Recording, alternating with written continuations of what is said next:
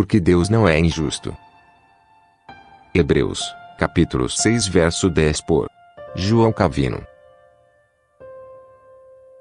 Essas palavras de fato significam que ele está afirmando que de um bom começo ele esperava um bom fim. No entanto, aqui surge uma dificuldade, porque parece que Deus está obrigado pelos serviços dos homens. Estou persuadido de vossa salvação, diz ele, visto que Deus não pode esquecer vossas obras. E isso parece pressupor que sua salvação se acha fundamentada nas obras, e que Deus se põe na posição de devedor em relação a eles. Os sofistas, que opõem os méritos das obras à graça de Deus, põem grande ênfase nesta sentença: Deus não é injusto. Deduzem daqui que Deus seria injusto se ele não pagasse as obras com o salário da salvação eterna. A isso apresenta uma breve resposta, a saber, que aqui o apóstolo não está se referindo expressamente à causa de nossa salvação, e portanto, não se deve extrair desta passagem nenhuma conclusão referente aos méritos das obras, nem é possível determinar desse fato que as obras são dívida. Em toda a Escritura se faz evidente que não existe outra fonte de salvação além da graciosa misericórdia divina.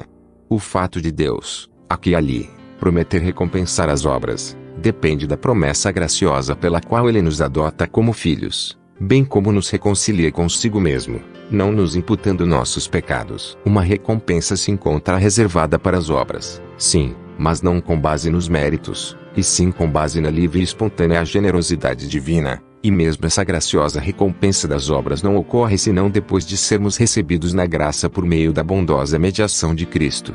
Desse fato, concluímos que Deus não está quitando uma dívida contraída conosco, e sim está cumprindo a promessa que já nos fez, e deveras a cumpre no ato de perdoar, a nós e as nossas obras. Não são propriamente nossas obras em si que Deus considera, e sim sua graça em nossas obras. Por isso sucede que ele não ignora nossas obras, já que reconhece nelas, respectivamente, a si próprio e a obra de seu Espírito. Temos aqui a justiça como o apóstolo a entende, posto que Deus não pode negar a si próprio. Esta passagem, portanto, corresponde às palavras de Paulo: estou plenamente certo de que aquele que começou boa obra em vós há de completá-la até o dia de Cristo Jesus. Filipenses, capítulo 1, verso 6. Que outra coisa poderá Deus encontrar em nós, que o induza a amar-nos, a não ser aquilo que ele já nos deu? Em suma, os sofistas se equivocam quando imaginam que existe certa relação mútua entre a justiça de Deus e os méritos de nossas obras. A verdade, ao contrário disso, é que Deus considera a si próprio e aos seus dons,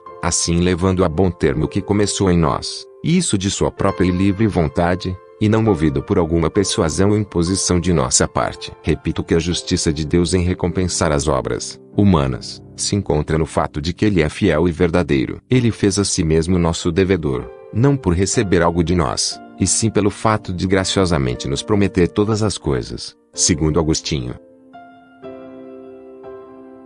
Porque Deus não é injusto. Hebreus, capítulo 6, verso 10 por João Calvino.